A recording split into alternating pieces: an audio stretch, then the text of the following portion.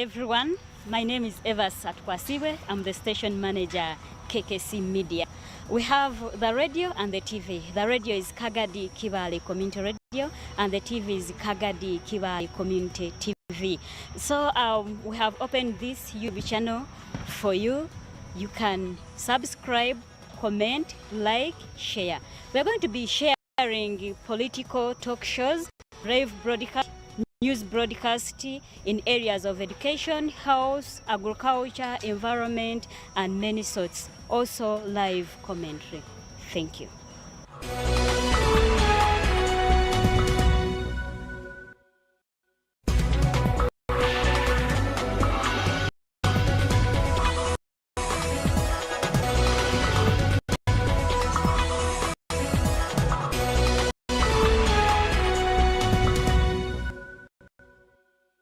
Hello everyone, my name is Eva Satkwasiwe. I'm the station manager, KKC Media. We have the radio and the TV. The radio is Kagadi Kibaale Community Radio and the TV is Kagadi Kibaale Community TV. So we have opened this YouTube channel for you. You can subscribe, comment, like, share. We're going to be sharing political talk shows, live broadcast, news broadcast in areas of education, health, agriculture, environment, and many sorts. Also live commentary. Thank you.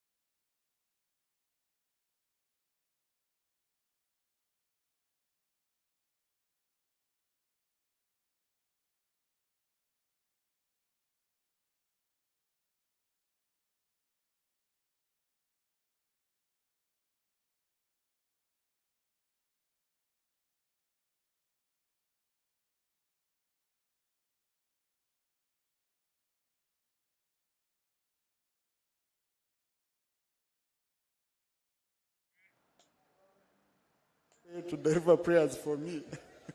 So you've made it very, very easy for us. But let's be cautious with the statements we make, honorable colleagues. Yes, I had just picked Honorable Dr. Rulme Baiga. Thank you very much, Right Honorable Let's first Speaker. hear the submission. You see, honorable colleagues from northern Uganda, on this, you're requesting colleagues from other areas to support you. So that's why I'm trying to pick colleagues outside the north to support you. Yes, Honorable Baiga. Thank you very much, Right Honorable Speaker.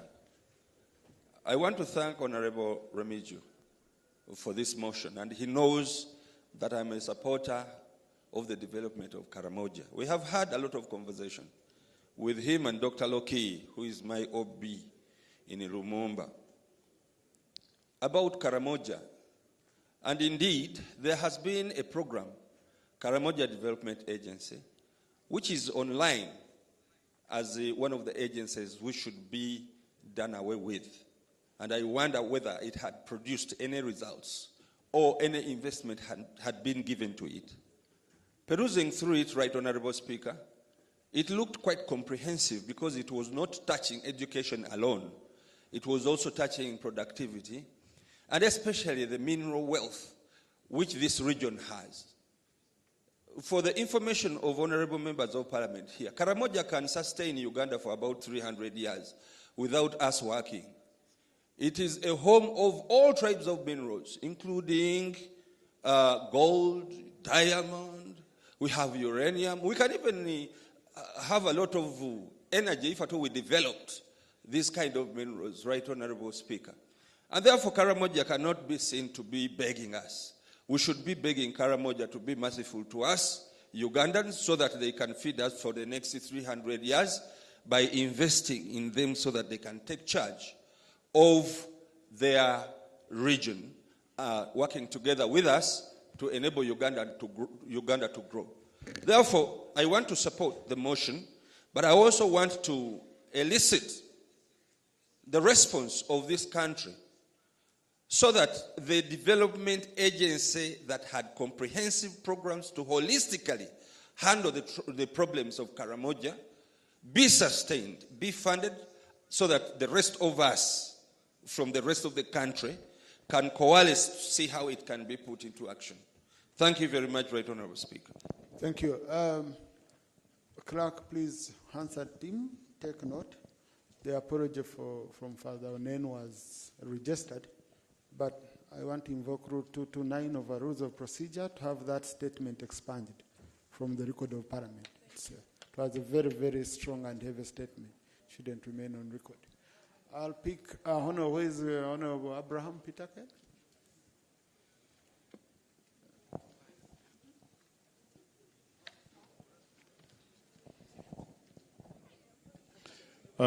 Thank you, Mr. Speaker. Mr. Speaker, as I rise to amend the motion, I would like to also make a substantive contribution.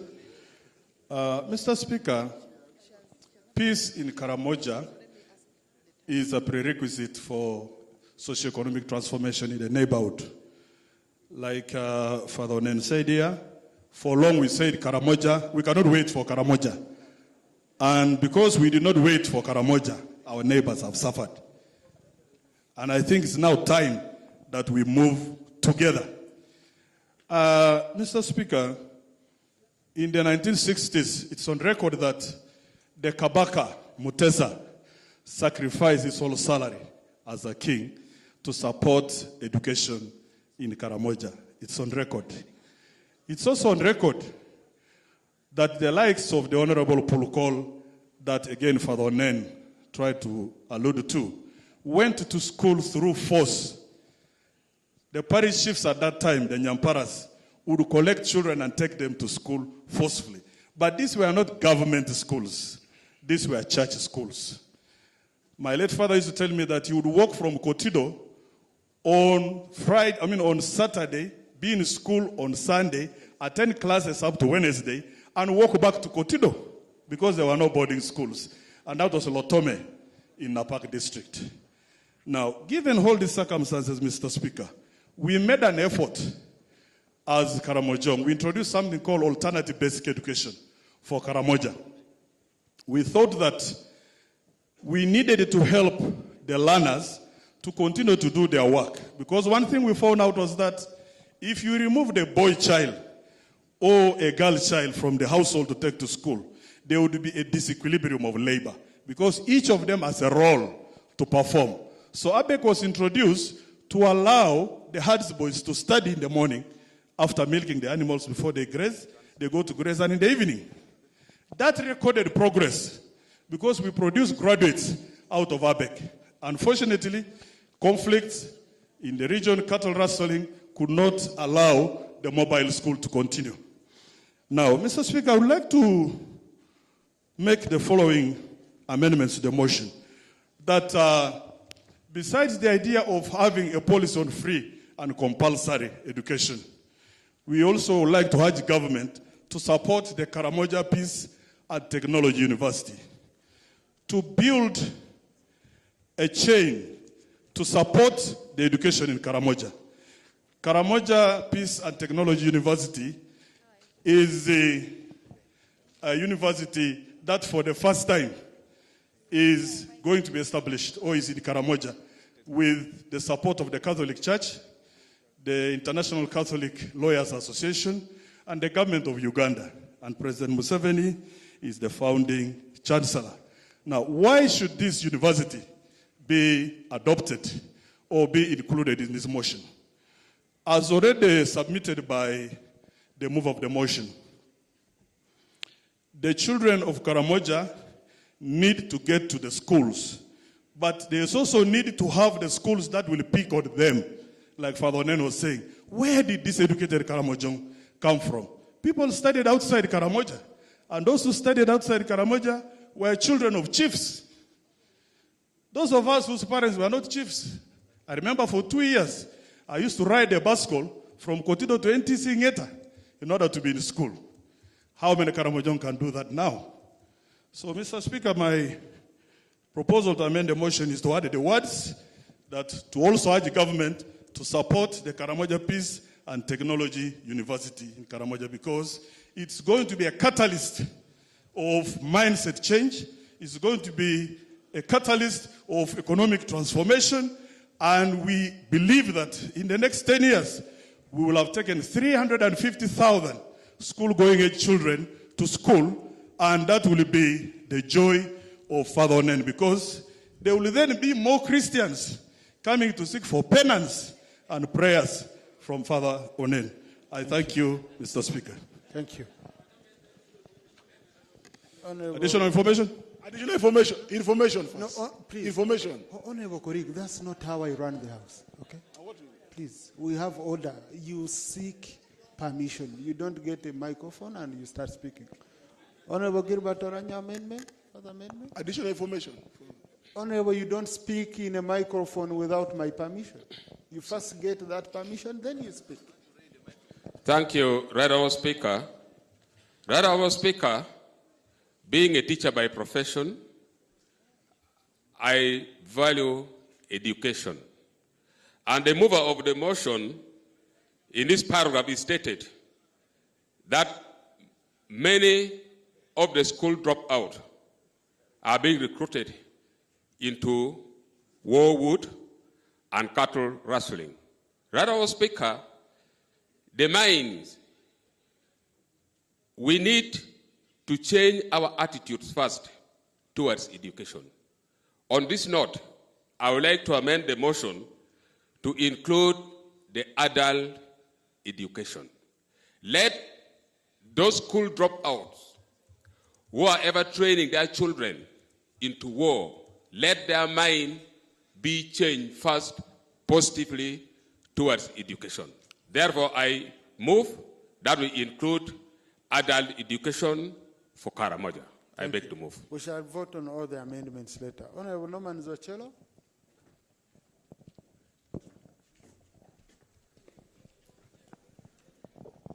Mr. Speaker, I apologize for my late attempt to speak before you had given me permission, sir. Mr. Speaker, I want just to add some critical information to a greater need for supporting education in Karamoja. Mr. Speaker, insecurity in Karamoja has taken a bit of time. Mr. Speaker and members, successive governments had made a lot of attempts to bring peace in Karamoja. Mr. Speaker, I want to concentrate on why has there been failure. Government after government failed to bring peace in Karamoja. Mr. Speaker and members, the insecurity of Karamoja is caused by the known people. Why it is complicated is it's being caused by people who are known. Why do I say they are known? It is easy to predict who will be a warrior. It is easy to predict because there's a roadblock. You reach a point, either you go to school or you become a raider. There are only two ways in Karamoja. Either you go to school or you become a warrior. You know the function of a warrior. No business, no what, no farming, there's drought, everything is in total confusion. So the only chance left is either you go to school and become members here, or you branch to the other school and begin raiding. Now, Mr. Speaker, which means we already know who are the incoming candidates, for raiding. Mr. Speaker, these are young children who will fail to go to school. Mr. Speaker, when you hear the Karamojong members of parliament are asking, educate all the Karamojong, that is what they're meaning. They are putting the road into one so that everybody goes to educate themselves and therefore they don't raid. Which means the solution to the problem of Karamoja is one of the simplest, but there will be lack of commitment. Mr. Speaker, we are here to seek for commitment. Commitment. One, once you educate all the Karamojong and Karamoja become peaceful, Mr. Speaker, you'll have solved big problems in Acholi, you'll have solved big problems in Lango, you'll have rescued the Bateso, you'll have sorted the Bagisu, and Basebe also, including international neighbors, they will be resting. Mr. Speaker, it is cheaper to educate the Karamojong so that peace is in Karamoja to make all neighbors rest. So, Mr. Speaker, I want to add my voice that Kapato University, Karamoja University Peace and Technology, is sensitive, has been tailor-made in order to suit the circumstances in Karamoja at the moment. You can have all these universities, Karamoja will never go there. But Kapatu is a new university being developed, arising out of the situation in the region. It is my prayer, Mr. Speaker and members, that for this parliament and the record that they have sorted the problem of Karamoja by educating the Karamojong. So I support that Kapatu University be supported by government of Uganda so that it can answer the precarious problems in the region. I thank you, Mr. Speaker. Thank you. Honorable Norman, this is what the President was talking about yesterday when he was saying we support him on his efforts for free education. Now what we are waiting for is a blueprint from government on which kind of support they want from Parliament. Is it budgetary support? They are going to propose, put money in the budget. Budgetary support. You know, so we are waiting for government guidance. Minister of Education?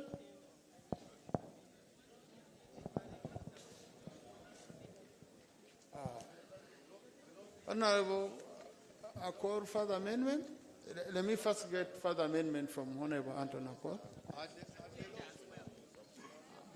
And then the rope conclude, then Minister conclude. Honorable colleagues, I guided at the beginning, we have to finish by 4 p.m.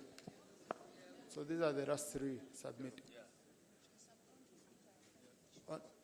Honorable Anton Akor, access the microphone. Right, Honorable Speaker, I support the motion with amendment, Right Honorable Speaker. Right Honorable Speaker, when you look at the results of primary living examinations, in the top classes you will see, in the top performance, you will see the private schools, then you will see other sub-regions, then top down you will see the West Nile, Acholi, Lango, and Karamoja now down at the top. Right Honorable Speaker, my amendment is looking at the justification has been people joining warrior and those going for teenage pregnancy. That means we should be dealing with upper classes other than talking about boarding section right from down. That is one amendment. Secondly, it should capture West Nile, Acholi, Lango, because the problem is not only in Karamoja, but also affecting these other sub-regions. Thank you, Right Honorable Speaker. Thank you. Honorable Bwanika. Right Honorable Speaker, Karamoja holds one of the most brilliant human beings on the face of the earth. I have had the opportunity to teach. I taught Dr. Loki. I taught another Karamoja person who holds one of the records as being the best, the most brilliant veterinary doctor that has ever passed through Makerere, called Dr. Irukor. In 2011, while I was campaigning in Matani, I picked a young boy called Alex Rochali. He was in P6 by then. I supported him. I took him to Kampala. I paid his school fees. Now he has graduated with BBA and is working in Moroto. These people in Karamoja, those young people, they are only missing opportunity to go to school. And we must support them. I interacted recently, 2 weeks ago, when the speaker sent us to Karamoja.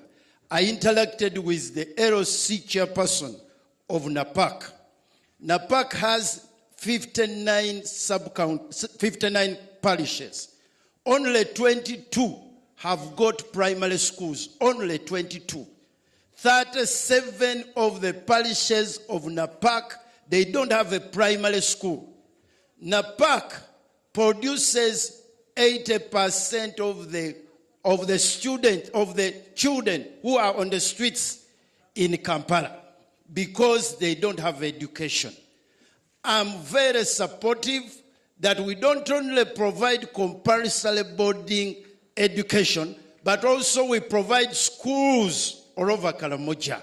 There should be a project and affirmative action which should help Karamoja people to go to school. We are losing brains which would have innovated. Very brilliant people in Karamoja. Right, Honorable Speaker, I stand to support this motion and it should be with urgency. Thank you. I hope those people supported you when you went there for. Because you did a fantastic job. So just before I allow the Minister for Education, there is a Minister for Karamoja. Can just get one piece of statement. Then the sector-specific issues are left to the Minister for Education. Yeah. Honorable Rokareis. Colleagues, I've received very many requests from you, but I have an order paper to manage. All these issues are very, very critical.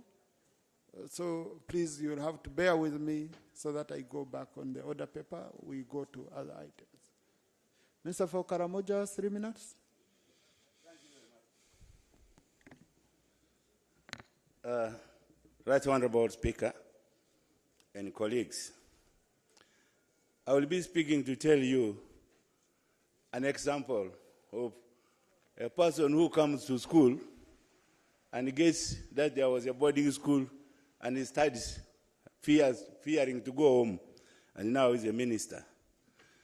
The first time myself, one time, my own father told me to drive a bull with him to go and sell in order for him to pay poll tax at that time.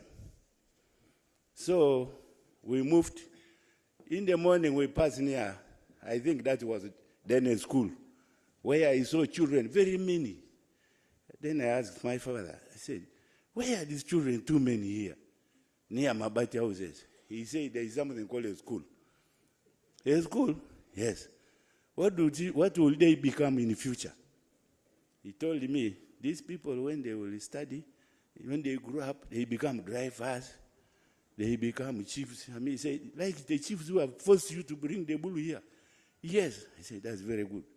Then they say, in the evening, when now they rest, they go and take tea. He used to give me as some tea, something like chai, and it was very sweet. When I had, I said, yes, I will come here because of the tea to study with these people. Imagine, from that time, we went back. I asked him, I want to go. He was delaying. I decided to run away myself. When I went there, I was welcomed. There was a boarding school by the missionaries. I started staying there. It was only 1 month. They said there is all day. I say, now where will I go? Those people will beat me for having abandoned their cows. Then the priest told me, no, they are building a church here. You come and help in carrying bricks. I was young. I would only carry 2. So all the time I was there, I stayed with them very well. If there was no school of that type, where you come freely, you eat, you sleep, it was boarding, I wouldn't be here. And from that time, I continued. In fact, I didn't pay any school fees up to senior 4. Up to senior 4, the rest came by themselves. So, to say for Karamoja, pre-primary and boarding education is very important. All these people who are now running around, if they were educated like us, they wouldn't be there. We would have reduced raiders completely. So now, the rest of the country is moving. We better move the country together in a unified manner. In maybe 20 years' time, when there is mindset change, then other things can now relax. But by now, it is high time we sweep all of them from the villages and we educate them, give them free and compulsory education. The whole country will just be safe, automatic. You change their mind and we move. These people are getting jobs, they are getting alternative ways of livelihood, and that will be the end. Thank you, and I am Minister. very happy all of you are supporting. We are Ugandans. Thank you very much. Thank you. Now, Honourable Minister, because you see, this is a motion. Please take your seat. Yes. This is a motion where we are limited by the law as Parliament, Article 93 of the Constitution. That's why you're seeing it's a motion for urging, meaning we are sending it to you in Cabinet. So when you reach in Cabinet, please give that example you've had and push harder so that it can be supported, as it has a financial implication. Honourable Minister of Education.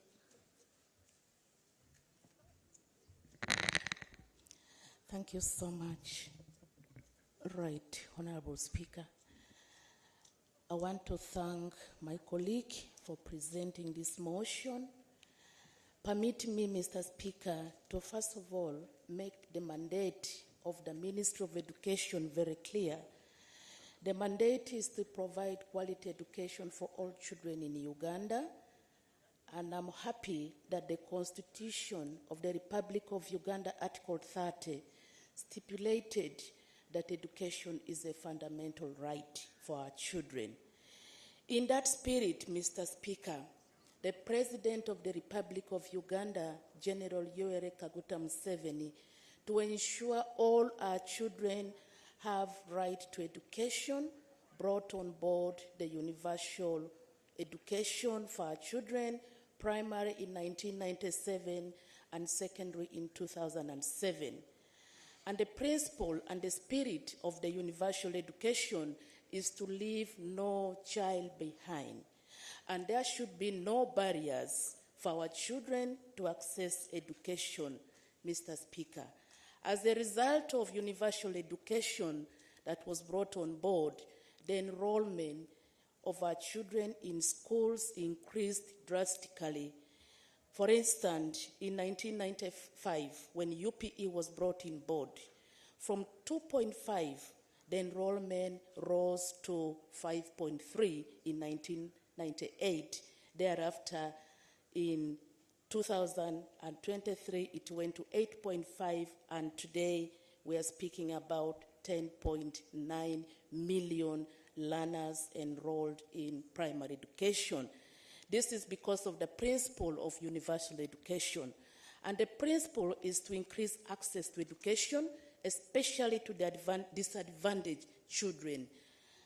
And also, the design in that principle is to construct classrooms, sanitation facilities for primary administrative block, while secondary has ICT block, multipurpose hall, and science block.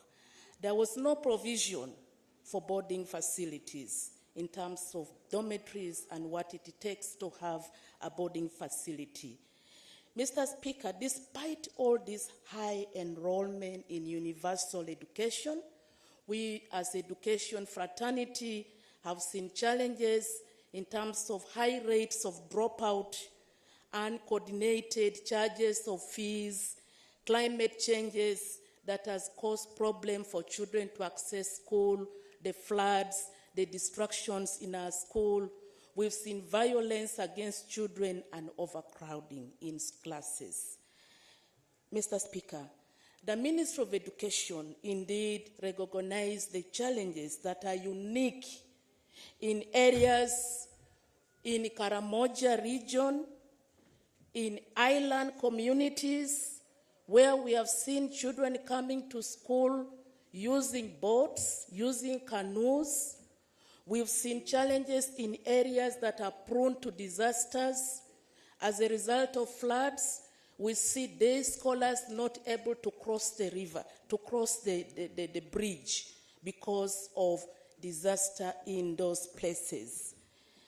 Mr. Speaker, last year on 17th of March 2023, Cabinet, under the chair of His Excellency Yoweri Kaguta Museveni, approved a document that was presented by Mama Janet, the Minister of Education and Sports.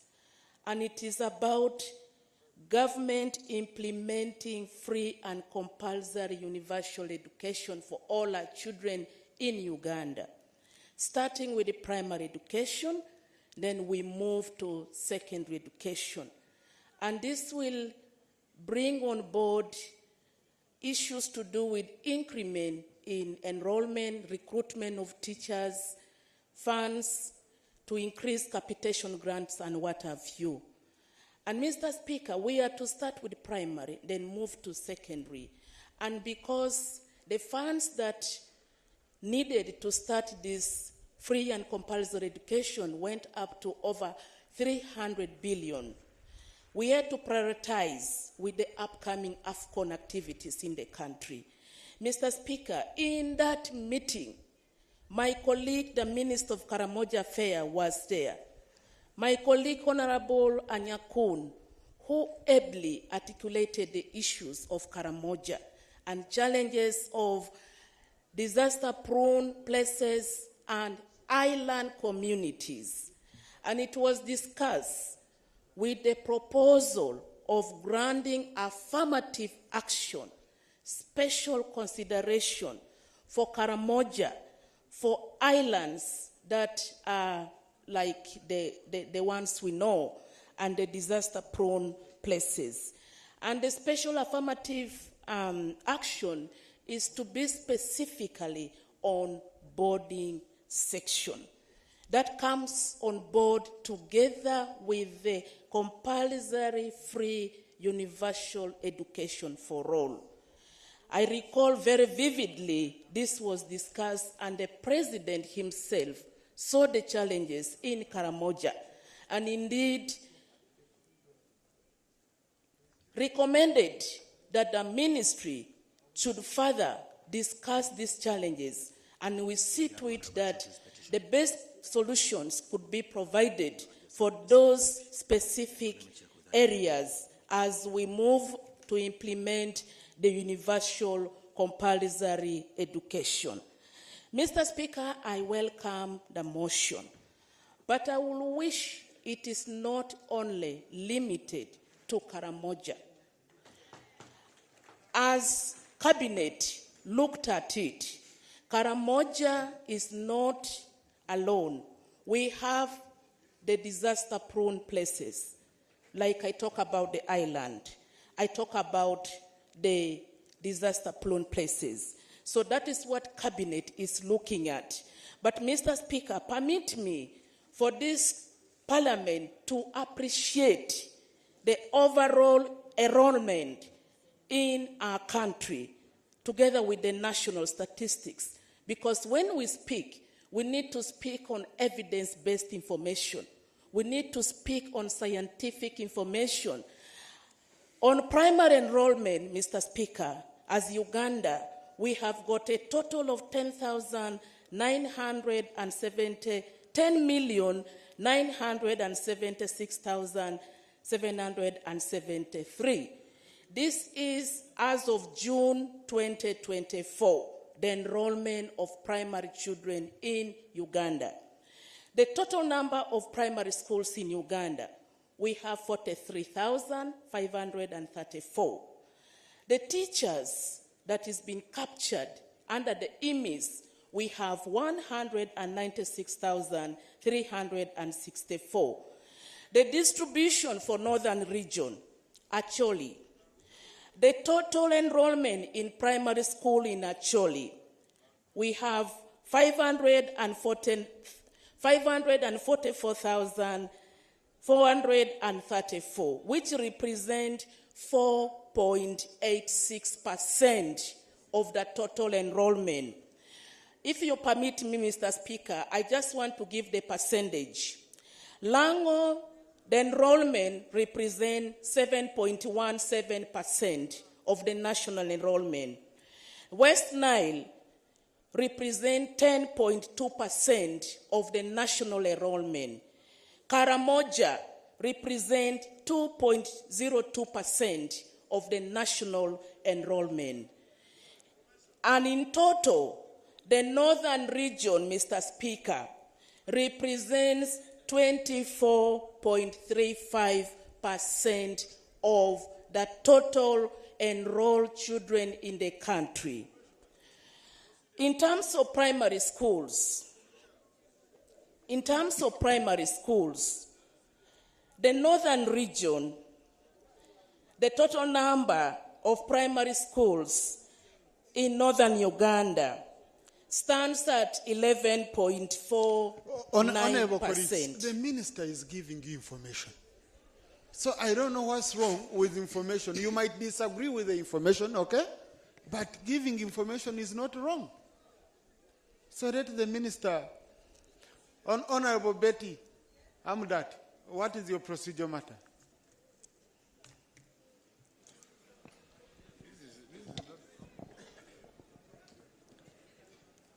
Thank you, Right Honorable Speaker, for giving me this opportunity. My procedural matter is that, thank you, that's the Minister, for the presentation, but I'm pissed up because she's bringing the information when we are just laying our motion about the Highland people. Right Honorable Speaker, in a program or when a government wants to start a program, it is good to have what we call piloting areas. It will be our plea to the government to consider Karamoja as a piloting center because we have a lot of problems. Members understand the situation we are in. The agencies, we are now, there's peace in Karamoja. Why can't we settle and find out what can be done to bring the region What is to your be seen? procedure, Thank Madam you. Honorable? Okay. Thank you. Now, honorable colleagues, please. We have submitted, and I requested the minister to give a response to our submissions. These are her views and views of the ministry. You might disagree with the views, but she's entitled to those views and clarifications from her side. So let the minister give the submission. You might disagree with the information, but she's a minister. Honorable Minister. Thank you, Mr. Speaker. Thank you so much. I gave this information as of 17th March 2023, what was discussed in Cabinet about free and compulsory education and proposal for affirmative action for Karamoja, island community and disaster. It is something that was discussed last year in Cabinet. Thank you to allow me to proceed. Mr. Speaker, I was talking about the enrollment of our children, the national enrollment vis-a-vis the region of northern Uganda, and the total number of teachers we have in this region vis-a-vis the national position and the number of primary schools. In total, to make the matter short, the northern region has 21.49% of the total teachers in the country. In terms of primary schools, the northern region has a percentage of 11.49. That is the statistics that we have for primary enrollment for Acholi, Lango, West Nile, Karamoja, and northern Uganda. For the secondary education, Mr. Speaker, as of June 2024, from our EMIS data, Uganda has enrolled a total of 1,710,403 students in secondary education. Out of that, the teachers in Uganda in secondary school, we have 71,918, while the schools of secondary education in Uganda is 7,466. But Honourable Minister, you see, you are not responding to the motion. The motion was requesting you. In fact, you are responding to the petition, which is an item that we have not yet handled. You're on item number 3, and yet we are handling number 5. So the issue is about boarding. They are requesting you that can you introduce boarding facilities in Karamoja as a government. Simple. Thank you, Mr. Speaker. Thank you so much. I thought I could come to that the last, but let me straight away go to that area.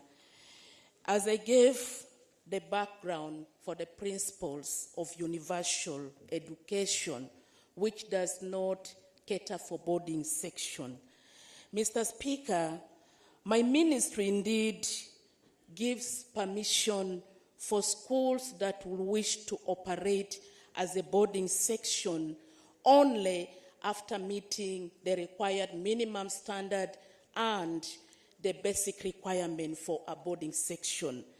A study was done and we found out, Mr. Speaker, quite a number of boarding schools that are running boarding schools are not meeting the minimum standards in terms of the boarding facilities. Over 52.5% of boarding facilities have not met the minimum standard. They don't have the required place for the boarding schools. They do not meet the standard for sanitation, and the electrical installations equally is wanting. And of course, there are many gaps that have been found out for those boarding sections. Because of the gaps that are glaring in boarding sections, my ministry is still studying the proposal, as I said, that was discussed in cabinet to ensure some special considerations of some regions to have a boarding facility. Thank you. This is because... Honourable Minister, I've run out of time.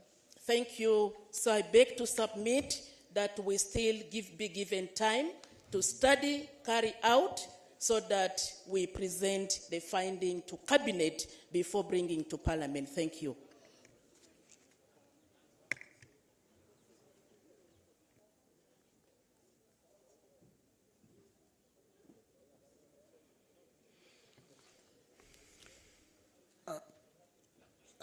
Honourable colleagues, I now put the question that the motion for a resolution of Parliament urging government formulate a policy on free compulsory boarding school education for the Karamoja sub-region be adopted with proposed amendments. Those in favour say aye, to the contrary nay. The ayes have it. Honourable Minister, I think 6 months are sufficient as per our rules of procedure, Rule 220. We give you 6 months to report back to Parliament, telling us the action you would have taken so far. This is a motion urging, so when you develop a policy, then you go into seeing how best you can implement it. Honourable members in the VIP gallery this morning, We have Honorable Atiku Bernard, former MP Ayivu County. Ms. Amongin Jane Francis, RCC GULU City. Mr. Peter Banga, Deputy RCC GULU City. Mr. Opio Moses Kao Abim. Mr. Ojok Samuel Kitanga, District Speaker Agago. Mr. Ochen Bosco, District Speaker Kitigum. Honorable Nangiro John Nakapiripriti, District Chairperson. Colonel Retired Oboya Oyat, Padero District Chairperson. Mr. Orach Emmanuel, LC5 Noya District Local Government Chairperson. And Mr. Obite Stephen, LC5 Chairperson, Maracha District. They've come to observe proceedings of this House. Please join me once again in welcoming them. Thank you. Next item. Item 3 on the other paper, presentation of petition on the low net enrollment and completion rates in primary and secondary schools and challenges in accessing tertiary and university education in northern Uganda. Honorable Pio Samuel.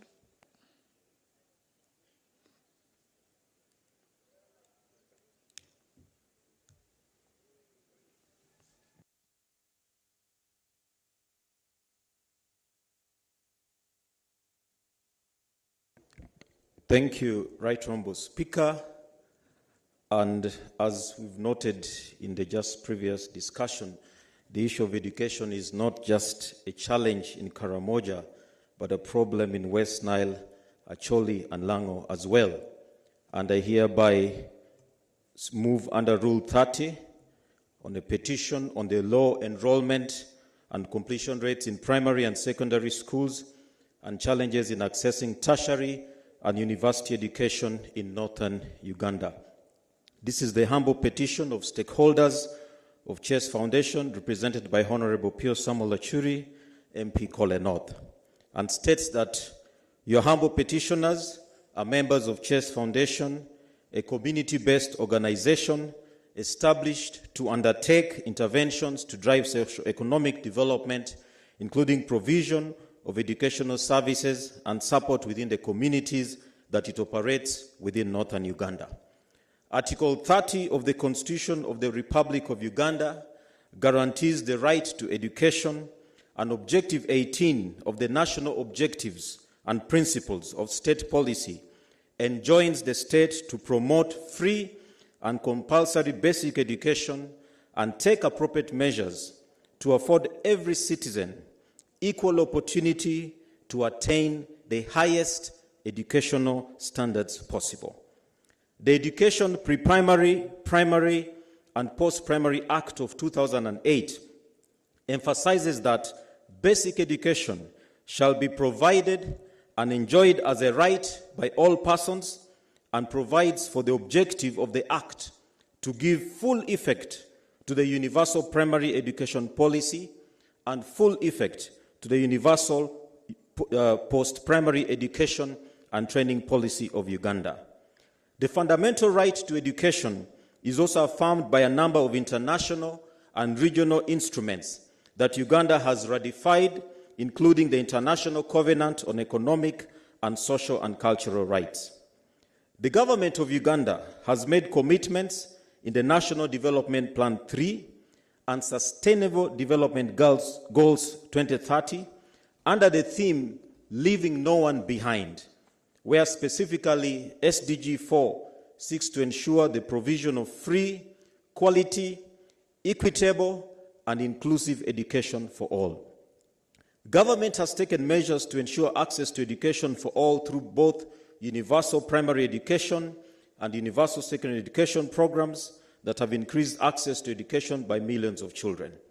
However, despite these interventions, Northern Uganda region, which comprises the sub-regions of West Nile, Acholi, Lango, and Karamoja, abbreviated as WOC, continue to face significant challenges in accessing education.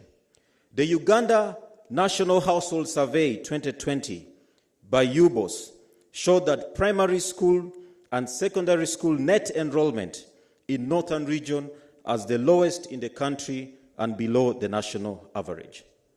Net average enrollment in primary school in the region was at 68.65% against the national average of 80%. Karamoja stands at the lowest at 42.1%, implying that out of every 100 children of primary school going age in Karamoja, only 42 are enrolled. 58 are out of school and have been left behind. Net enrollment in secondary school was at 7.2% in Acholi, 12.1% in Karamoja, 14.3% in West Nile, and 14.5% in Lango sub-region, less than half the national average of 27.3%, with some regions having enrollment rates as high as 46.2% and 52.3%, more than 3 times the WOC region statistics. These statistics, in effect, show that in Northern region, on average, out of every 100 persons of official secondary school going age between 13 to 18 years, only 12 are enrolled in secondary education, with 88 persons not able to have access and have been left behind. Furthermore, in regard to primary education, anecdotal evidence suggests that the P7 completion rates are also way below the national average of 61.6%, with some districts reporting completion rates as low as 30%. This implies again that in such districts, for every 100 children who commence P1, only 30 will reach P7, while 70 will drop out and be left behind. Whereas access to tertiary and university education is not yet well documented, reports indicate that it is equally low due to the low enrollment at the primary and secondary level. As a result of the limited access to primary, secondary, and tertiary education, the communities in northern Uganda have not fully utilized employment and career opportunities available within the various public and private sectors, even for jobs that require minimum qualifications such as O-level and A-level, among others. This has hindered the socio-economic transformation of the region and partly contributed to the high poverty levels due to limited income diversification.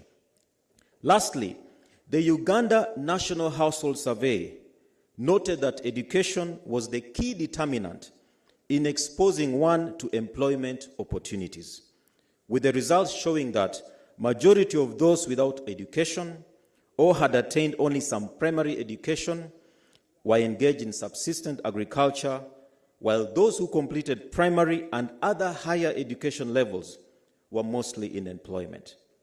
Lango sub-region, for example, had the least population in employment at 20% across the country against a national average of 52.1%. Now, therefore, your humble petitioners pray that, 1, an inquiry is made on the causes of the below average and low net enrollment in primary education and low completion rates in the sub-regions of Lao, Acholi, West Nile, and Karamoja. 2, an inquiry is done on the causes of the below average and low net enrollment rates in secondary education in the sub-regions of West Nile, Acholi, Lango, and Karamoja. 3, an inquiry is done on the status of access to tertiary and university education in the sub-regions of West Nile, Acholi, Lango, and Karamoja. Lastly, interventions and an affirmative action be developed and funded for each of the sub-regions to address the low net enrollment in primary and secondary education and low completion rates of primary education, alongside challenges in accessing tertiary and university education. And your humble petitioners, as in duty bound, will ever pray. And hereto appended are your humble petitioner signatures as attached. Right Honourable Speaker, I beg to submit, and I hereby lay this petition. Thank you. Thank you, Honourable. Honourable, just looking at the prayers, most of these, they require government intervention direct. So I'll invoke my powers under Rule 30, Sub-Rule 6, and refer the petition to the Minister for Education for handling and reporting back within 6 months. Thank you. Honorable colleagues, this is a reminder that as you come in, ensure that you clock in onto our system, that you register in short for your attendance today. Next item. Item 4 on the other paper. Motion for adoption of the report of the Sectoral Committee on Tourism, Trade and Industry on the state and prospects of tourism sites in northern Uganda. Honorable Chair, Committee. What is going to be presented by our young and energetic and brilliant Vice Chairperson, Honorable Court Boniface.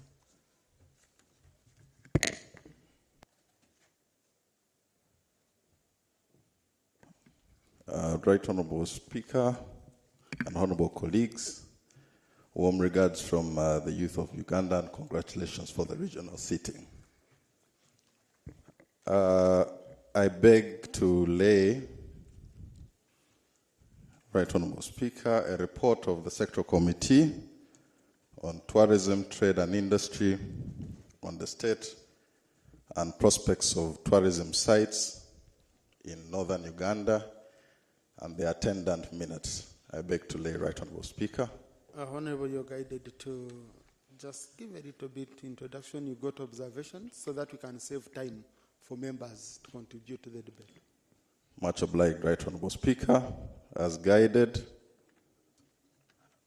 pursuant to Rules 159C and 189E of the Rules of Procedure, the Sectoral Committee on Tourism, Trade and Industry between the 13th and 15th August 2024 conducted a field activity to appraise the state of the following tourist sites and to consider related matters.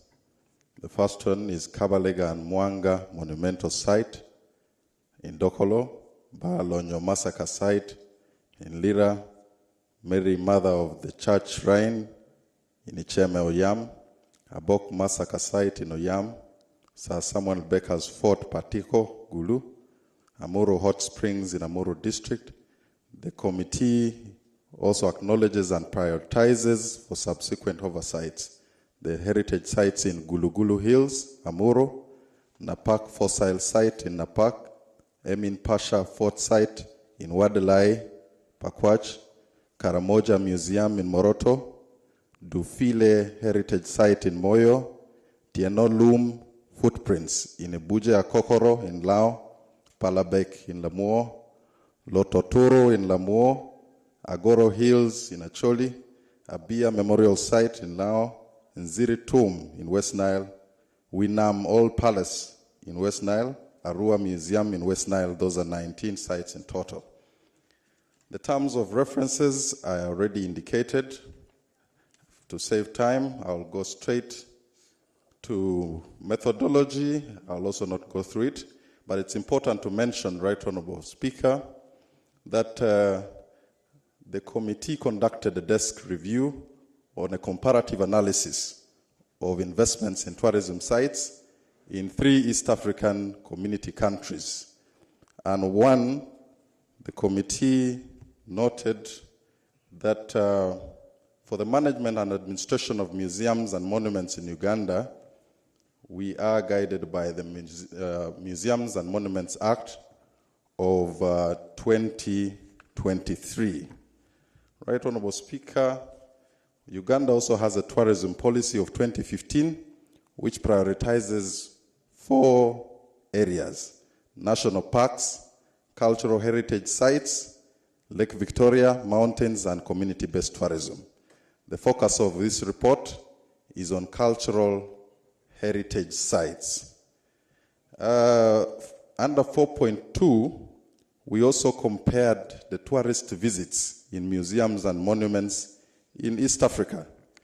And we noted that in 2022, Tanzania recorded 1,223,583 tourist visits. Kenya recorded 856,604 tourist visits in museums and monuments. But Uganda recorded only 67,366 tourist visits. And this underperformance raised concerns given that Uganda is comparatively endowed with a rich cultural and natural heritage. And we also have numerous sites and monuments. In total, there are about 614 throughout the country. The committee under 4.3 also did a comparative analysis on the expenditure or the amount of investments in tourism, especially with a focus on cultural and natural heritage. And we noted that Uganda, in the financial year 2020-2021, invested 4.29 billion, but in the budget of financial year 2023-2024, we've now invested 9 billion, but which is still comparatively lower than the rest of the East African countries. In terms of revenues, which is on 4.5, in between 2016 and 2020, Uganda only got from visits in monuments and museums US dollars 127,747. And that, in that year, the whole tourism sector only got revenues of 1 billion US dollars. Kenya got about 11.2 million during that period. So comparatively, we also get much lower revenues. I'll go straight, Right Honorable Speaker, to general observations and recommendations of the committee. 5.1, which is on page 12. Inadequate tourism infrastructure. Right Honorable Speaker and members, during the field visit, the committee established inadequacy of key tourism infrastructure to support, boost, and sustain tourism at tourism sites. Notably among the infrastructure were roads that were almost impassable to the sites, which would inhibit smooth movement of tourists from metropolitan areas to site location. The committee further observed that with the exception of Mary Mother of the church shrine in Ichemauyam, all other sites visited had no major or significant iconic and impressive features to welcome tourists. Balonyo Massacre site and Abok Massacre sites, for instance, did not have graphic images, artifacts, and expressions that would depict the incidents of the massacre. Such graphic images, among others, create lasting impressions and memories among the visitors. Some sites visited by the committee were not even connected to national grid of utility services like water and electricity, and even toilet facilities at the sites were in deplorable conditions, while in others they were even non-existent. Recommendations of the committee. The committee recommends, number one, that the Ministry of Tourism, Wildlife and Antiquities should, in collaboration with key stakeholders, take deliberate measures to budget for the development and improvement of key infrastructure with the view of boosting tourism at the sites. And two, the Ministry of Tourism, Wildlife and Antiquities should champion interministerial collaboration for development of key infrastructures at the sites under the Tourism Development Program. 5.2, which is on ownership of land at the tourist sites, the committee observed that there was no proof of ownership of land on which some tourism sites are located, as the case is with Amuro Hot Springs, Sir Samuel Becker's fort in Patiro, GULU. The committee was informed by the State Minister of Tourism, Wildlife and Antiquities that the ministry had signed a memoranda of understanding with local governments where some of the sites are located, like the case of Balonyo Massacre site and for Kabalega and Mwanga monument site. And the land was yet to be transferred, the land title was yet to be transferred to the Ministry of Tourism, Wildlife and Antiquities. The committee further observes that absence of land titles for all these tourist sites visited may attract third-party interests. Recommendation of the committee is that the Ministry of Tourism, Wildlife and Antiquities should engage with relevant government institutions to expedite the processing of land titles where the aforementioned sites are located. 5.3, the need to collect, verify, process, and document verbal history on the tourist sites. The committee observed that there was a general lack of documented literature on the history of each tourist site that was visited. The only information that was available was in verbal form and largely inconsistent. The committee was concerned that the Ministry of Tourism, Wildlife and Antiquities has not acted fast enough to collect, verify, process, and document such verbal information. Yet chances of losing persons having such invaluable verbal information are so high and inevitable. The committee was informed by the Ministry of Tourism, Wildlife and Antiquities that whereas there are persons with vast knowledge and historical information on sites, the ministry has a department of museums and monuments where key information on sites is archived, and that further documentation of other information on the sites would be handled concurrently with the development of the sites. However, the committee notes with concern that the development of these sites are long-term plans. Yet the individuals with such rich historical information are mortal, may lose their memory, shift residences or die. Thereby, government and the people of Uganda losing out on such rich historical information. The committee recommends that the Ministry of Tourism, Wildlife and Antiquities should prioritize and expedite the process of collecting, verifying, processing, and documentation of verbal history on each tourist site, regardless of its long-term plans to physically develop these sites. 5.4, budget allocations. The committee observed from discussions held with the Ministry of Tourism, Wildlife and Antiquities that save for Kabalega and Mwanga cultural heritage site that received 3 billion Uganda shillings out of Uganda shillings 14 billion total project costs this financial year 2024-2025.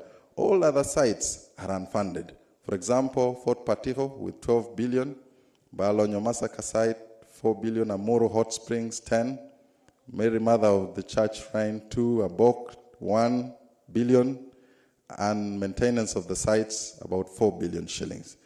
Recommendations of the committee recommends that considering the fact that Uganda's tourism sector has great potential of contributing to Uganda's gross domestic product, GDP, government should prioritize and allocate adequate budget lines to develop the aforementioned sites. 5.5, tourism promotion and marketing strategies. Right Honorable Speaker and members, from observations that the committee held, from discussions that the committee held with the ministry, the committee observes that there is limited popularization and implementation of the Museums and Monuments Strategy 2023-2030, the Explore Uganda campaigns, and other promotions conducted by Uganda Tourism Board to promote and market the sites, and also encourage or facilitate effective stakeholder participation. The committee recommends that the Ministry of Tourism, Wildlife and Antiquities should develop more robust and innovative campaigns domestically and internationally to promote and market these sites through collaborations and strategic partnerships. 5.6, community involvement and benefits. The committee observed that government has not effectively involved communities neighboring these tourist sites to appreciate and make innovations that will promote tourism and also generate income for themselves. The committee was informed by the Minister of Tourism, Wildlife and Antiquities that the ministry plans to construct craft centers at the sites and to involve communities in music, art, dance and drama. The committee recommends that the ministry should provide an enabling environment to support community-led tourism and economic initiatives in and around the sites, and should provide relevant training and resources to the communities. 5.7, absence of captivating graphical expressions and animations at the tourist sites. The committee observed that some tourist sites visited did not have adequate infrastructure or even modern state-of-the-art facilities, artifacts, and information necessary to stimulate visitor experience and create among them lasting impressions of their visits. The Balonyo massacre site, Abok massacre site, Sir Samuel Baker's fort in particular, should at least have captivating graphic expressions and images to depict incidences that happened at the site. The committee recommends that the ministry should urgently collaborate with academia, graphic designers, local developers, the private sector, and content creators to produce high-quality, captivating graphic expressions and animations to recreate patterns of thoughts about these sites and their history. 5.8 on staffing, the committee observed that the ministry has endeavored to promote local content through employment of locals as site attendants, tour guides, and research assistants. However, the committee noted that staffing numbers at the site are still inadequate. The committee recommends that the Ministry of Tourism, Wildlife, and Antiquities should continue to prioritize the recruitment of adequate local staff and mainstream them into public service structures. 6, on specific observations of the committees. Thank you, Chair. You've given us an area view because I read through your report. When you go to the specific ones, they feed into the general ones. Yeah, there is nothing that is not covered under general. So I would propose that we save time by giving members a chance to submit, but the whole report will be captured on the Hansard. Okay. You want to conclude? Yeah, sure. In conclusion, Right Honorable, the committee conducted the field activity and convinced that Uganda has immense untapped potentials for tourism. The committee therefore urges government to expeditiously profile and develop the sites into captivating tourism destinations that will meaningfully boost the economic gains from the tourism sector, thereby increasing on Uganda's revenue base. Right Honorable Speaker and members, I beg to submit. Thank you, Chair. Yes, Honorable Azar, Honorable Judith Chan, Honorable Timothy. Honorable, information is only when you have a member holding a floor. Please. Woman MP O2K and PP. I'm going to give you a chance, Honorable colleague, but let's use a short time so that we can capture as many colleagues as possible. Thank you, Right Honorable. Thank you. No, I started with the Honorable Chan. Thank you, Right Honorable Speaker, for giving me this opportunity. I want to thank the committee for these elaborate reports. Right Honorable Speaker, I would like to interest the committee that if we are promoting tourism, we should look at also the challenges that brings down the revenue that we get from the tourism sites. Right Honorable Speaker, I come from Noya District. And in Noya District, we always get a lot of challenges where our youth go for poaching. Why? It's because most of the time when they go to dig in the gardens, Right Honorable Speaker, the elephants cross to their gardens and destroys all the crops. And Right Honorable Speaker, couples with so many issues that we've already been having, with no compensation, yet in 2019, the Uganda Wildlife Act provides for compensation for all the victims of these human-wildlife conflicts, Right Honorable Speaker. It affects, we love tourism, and it's contributing to Noya District and the development of Noya District. Let us also look at these challenges and issues that interferes with our revenue collections, because we also don't want our youth to go poaching. But there is no options, Right Honorable Speaker. I am a promoter of tourism, but let us also look into this nitty-gritty of compensation. Noya District has not received any compensation. But we've lost so many lives. Just on 25th, Right Honorable Speaker, I lost a child by the name Mutimungu, a primary 6 with a promising life in the village called Obira in Gotafoyo sub-county, Right Honorable Speaker.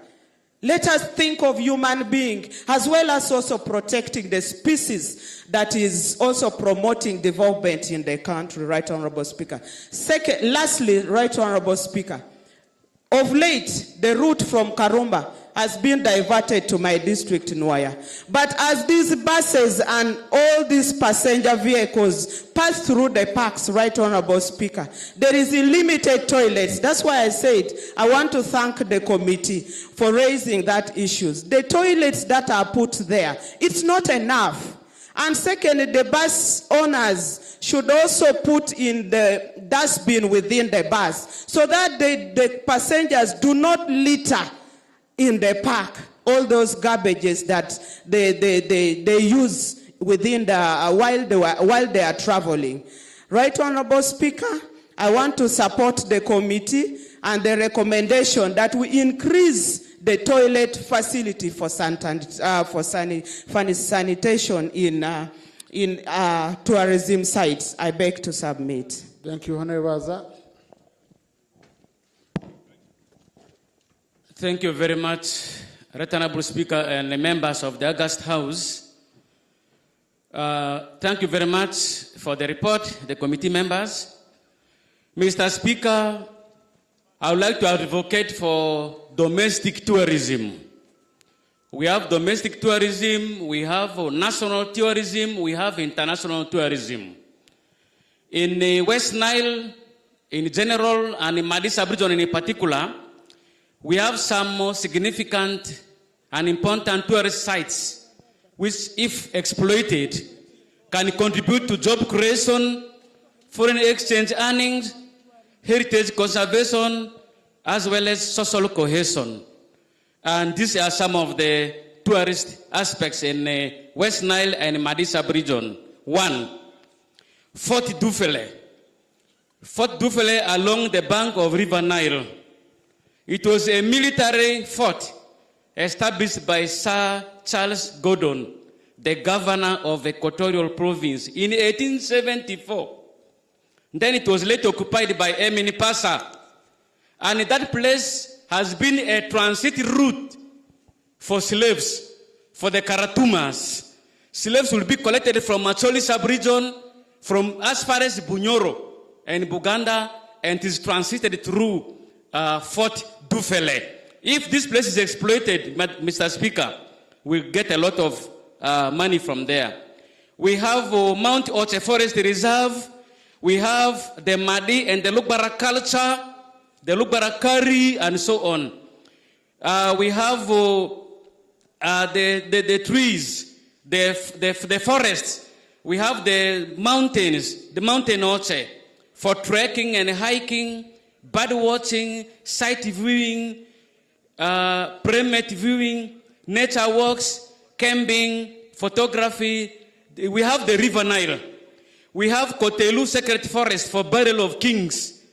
King Chief Rendike's subjects used to be buried in that place.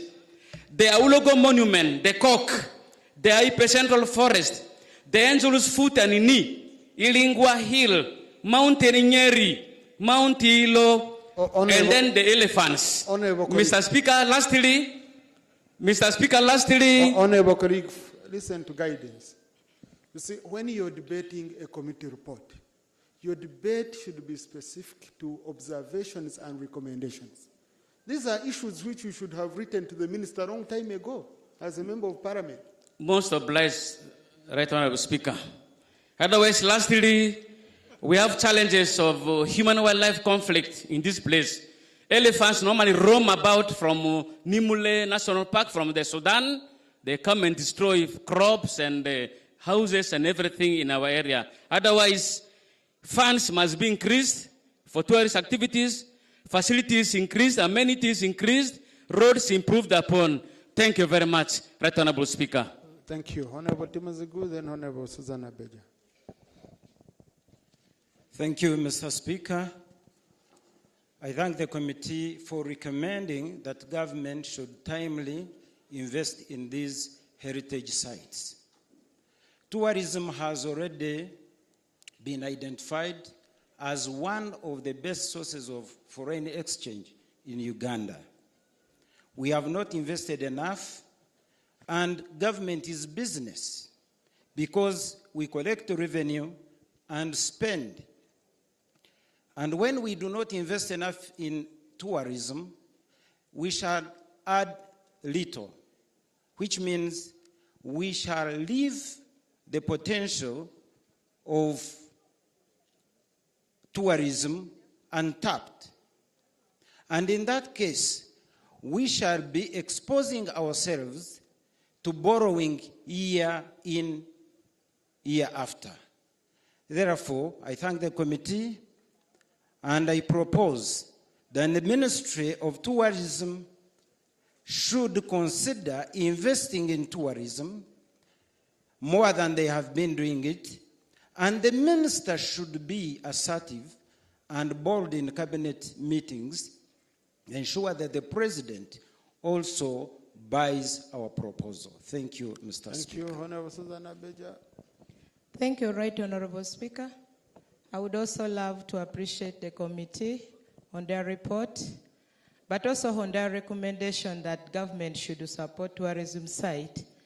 I would like to implore my younger son that the most original... Honorable, here we don't have children in Parliament. Thank you, Right Honorable. Parliament. Thank you, Right Honorable. Just to inform him that the only regional site of tourism in Lango sub-region, it's Gototuke.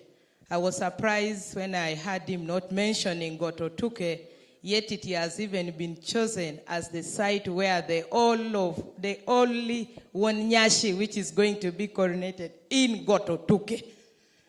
So you are not a child, I've forgiven you, but please include that before you submit. Otherwise, God is seeing you. Thank you, Honorable Right. PP. Right, Honorable. No, Honorable colleagues. Information. Yes, Honorable colleagues. Information is given to a member to enrich their submission. Your colleague didn't give you space. Okay. So, Honorable Okino Jara.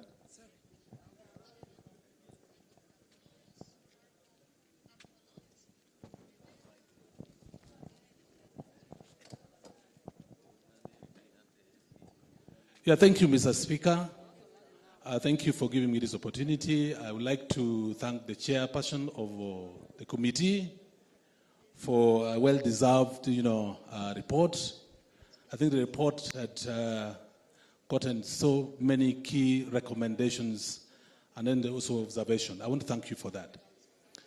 Mr. Speaker, I have seen the report did not take care of what we would term cultural tourism. When you look, for example, in the culture and tradition of the Acholi people, we have almost a variety of cultural activities that can be supported to promote tourism locally and also internationally. The Acholi, for example, have over 22 different types of dances. And then a number of songs. Coupled with that, they have also cuisines that can be prepared, which can also promote what we would call food tourism. I think we are enjoying this variety of food here. And there are many more that could actually be invested in, and then we would actually be able to promote cultural tourism. Secondly, Mr. Speaker, sir, we have had also the committee not mentioning the issue of trade. We have seen recently there is a significant rise of food prices and prices of commodities. And yet this committee deals with the issue of trade. We have not seen in the report, and we hope... Honorable, their terms of reference were clear, and they are in the report. I have not seen in the report the significant rises of prices. So what are you debating? If you... Honorable, listen. The terms of reference of the committee were very specific on tourism. and tourism sites. No so problem. We didn't include trade. Is okay because the committee it is in charge of trade, industry, and then tourism. Lastly, Mr. Speaker, sir, I have a humble, simple petition from Kitgum NGO Forum, which stipulates the challenges of wildlife in Kitgum district, the challenges of elephant, the challenges of the game park, which is situated in the eastern side of Acholi sub-region. I would like to lay this on table to inform the committee and beef up the recommendations that he has so far mentioned. So I would like to read. Honorable petitions are referred to the House under Rule 30, Sub-Rule 2 of Rules of Procedure. I would say a research document. That's not how we work, Honorable, please. Honorable Betawol. Can I lay on table? Please, that's not how we work. You said you have a petition. Refer to Rule 30, Sub-Rule 2 of Rules of Procedure. Here we work through rules, Honorable.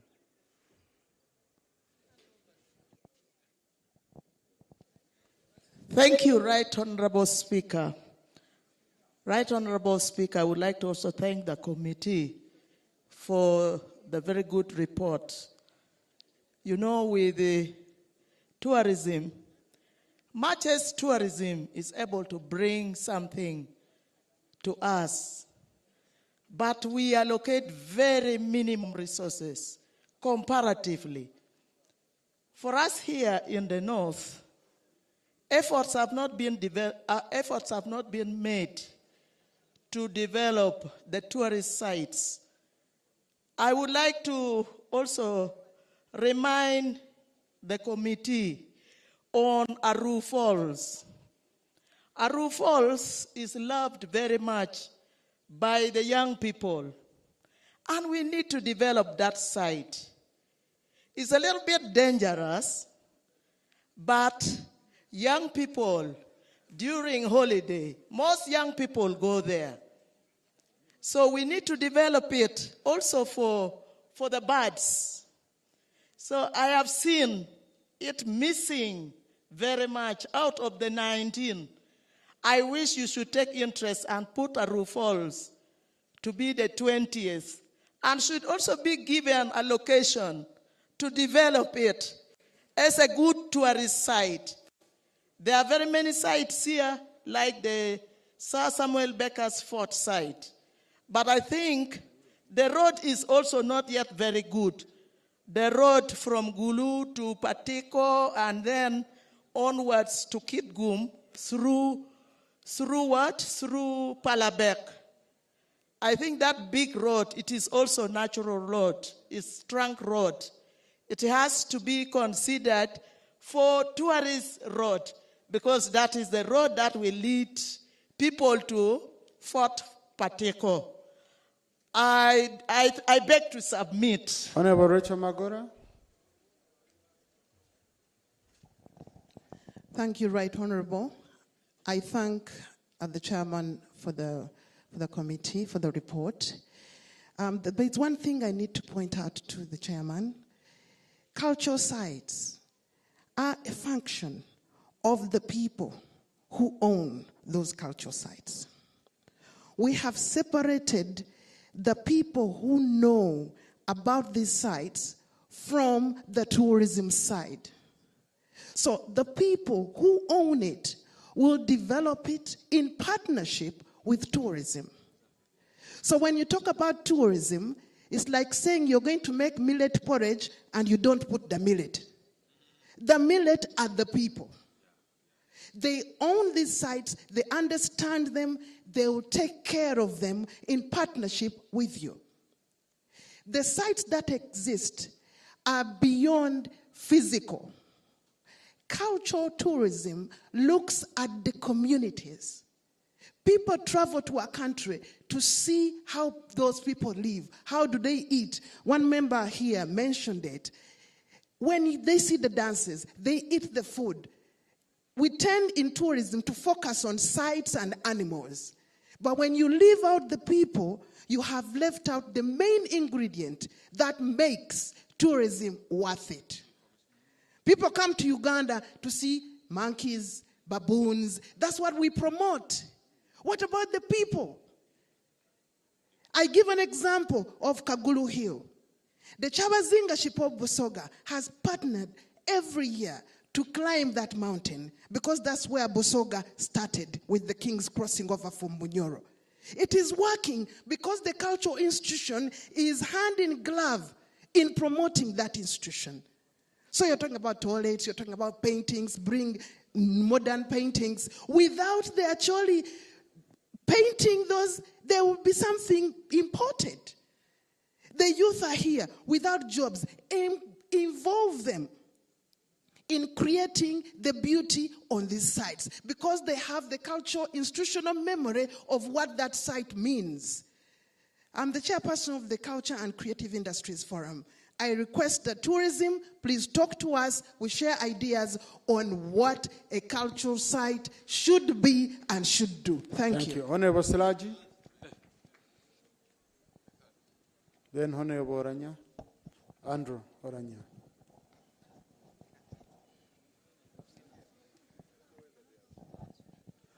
Thank you very much, Right Honorable Speaker. I want to thank the committee on the elaborate report they have presented on the floor of the Parliament. Right Honorable Speaker, I feel that though the committee has come up with those historical sites that it tantamount to the attraction of tourists, there are still many sites that have not been mentioned on the report. Like when you take in my district, there are those religious and the religious sites, like the Lodonga Basilica and Alolinga site, where all the Muslims from West Nile were gathered and they were circumcised there. When you go to that area, Arabs, they come and see where their religion was started and it was put into practice. And the Lodonga Basilica site attracts pilgrims from all over the world in order to come there. And these sites have not been put on this report. I feel that there is something still more that needs to be done in order to incorporate many of those sites that have not been put on this report. I beg to submit. Thank you. Thank you, Honorable Andrew Oranya. Then Honorable Santa Arum. Thank you, Mr. Speaker. I would like to submit on 3 points only. I want to thank the chairman of the committee for the report, but I want to focus on 3 aspects of the report. One is on infrastructure. Mr. Speaker, sir, if you look at Moroto Road, it's a tourism road. It will connect you to Gotodek, it will connect you to Balonyo, it will connect you to Ambrosoli's Shrine. But if you look at the bridge, or deck bridge itself, it's just about 5 rains from being washed away. I want to draw that to the attention of the committee and the attention of this House. It's a national road. Secondly, the plan to tarmac Moroto Road, they've only given Omoro 2 kilometers of tarmac. It would be our prayer that the cultural institutions are taken care of. If you're to visit the residents of the road of Puran, one of the biggest chiefdoms in Acholi, it's in a deplorable state. If they could extend some tarmac to that route of the cultural leader. Secondly, on the issue of a tourism-centric nation, when you're coming to Uganda, it is not a destination. It's not that you're going to Got or Dek. You're going to go through the market vendors. You're going to go through the hotel providers. You're going to go through the transport service providers. It's a whole system. What is Uganda's readiness to make sure we're all able to welcome our visitors?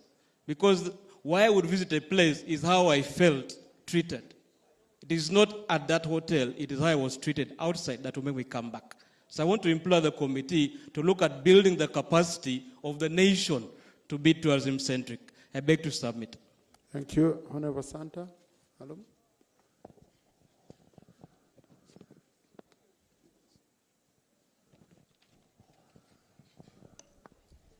Thank you so much, Right Honorable Speaker, for giving me opportunity to contribute on this motion. I stand here to support the committee. Mr. Speaker, 1, Uganda is grappling with lack of or low revenue, and tourism is one key aspect which can generate for us revenue, both locally and internationally. Mr. Speaker, I want to start from the report which the committee presented in Oyam, the St. Mary's Mother of the Church Shrine, which is in Icheme. Mr. Speaker, this is a shrine which attracts local and international pilgrims in thousands. The church has tried its best to renovate and do something, but government has not put in anything completely. Right Honorable Speaker, the late Speaker, the Right Honorable Olanya, contributed, and we were promised that the government will come and add on to what the late Speaker did. How I wish the government this time round get some money to work on this shrine of Mother Mary. We get a lot of miracles in this very location. 2, I want to add my voice on the Barlonyo site, Mr. Speaker. The management is so poor. The road is so poor. A journey of 20 meters takes more than 1 hour. Mr. Speaker, are we really serious when we are talking of generating local revenue and then the tourism site? Even in this very place, Mr. Speaker, there is no latrine. A place which is hosting so many people. When you look at the site, we have ever gone to Rwanda in Kigali. You have pictures of what we are talking about. But the local community is struggling, and when you reach Barlonyo, for example, they are struggling to communicate, but no graphic images, no pictures. I would like to urge the ministry. The minister is here represented. I hope you have ever gone to the genocide site in Kigali, and we can start by having something in place. Thank you, and Honorable. in this very place, Mr. Speaker, there's a lot of vandalism taking place. The area is not fenced, and I would like to support the committee and say instead of government funding only one site in a year, how about taking 3 sites in a year, Mr. Speaker, so that we start at a better rate. Honorable Felix Okoto Gong, Honorable Linus Ngope.